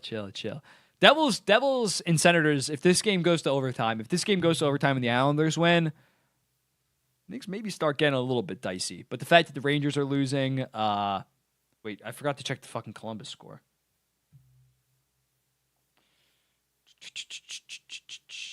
Oh, yeah, Columbus and the Panthers are going to OT. But it looks like the Panthers have a power play, so taking that into overtime, Panthers probably going to win in overtime. Dustin Wolf Calder watch. He let in 3 goals off 29 shots I'm seeing. He had an 897, but I don't know if that's like Calder watches all the way back. When you said that, I was like, oh, you let up 3 goals. Did he have 45 shots against? Most overrated player in the NHL. I'll probably make a list on that soon.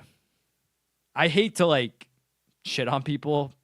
I try not to, like, in my early days on TikTok and early Instagram, like I would aggressively go at players. But now that I'm trying to be a little bit more established, I don't like to throw around the overrated, bad shit, stuff like that. I got to rein in my hater energy a little bit. Positivity. But overrated right now, I don't know if there's a guy. Like I used to say John Gibson in prior years because he was playing like shit, but now he's playing good again. Patrick Kane, I'd say in prior years, I think was a little bit overrated, but now he doesn't get the same shine. He's just a very good second liner. Vetrano overrated. Yeah, they should have traded Frank Vetrano. Crowbar, I imagine you watch the Ducks a lot, but like they didn't give him some kind of big extension, but 3 years, 4.66 instead of, I think it was 4 years, 4.66. Instead of Rangers scored. Nah, Stamkos was overrated before he signed that contract. Because when you looked at that contract, I thought it was shit, first off. And even last year for Tampa Bay, he had 40 and 40, but it was like over half of that came on the power play. He had like 40 power play points. It was insane. Okay, 4-3. So the Rangers are probably still going to lose. I could throw that game on right now, actually. I'm throwing on that game, actually. Because I got it's pretty cool. It costs a decent amount. It's $29.99 a month, but you get all of MSG, which is like a shit ton of teams. Rangers. Okay, I got Toronto Maple Leafs versus Rangers game on. We're watching the end of this. 33.6 to go. Yeah, dude, the Calgary Flames came out of nowhere and won in regulation. That shocked me. Kreider with the tipski.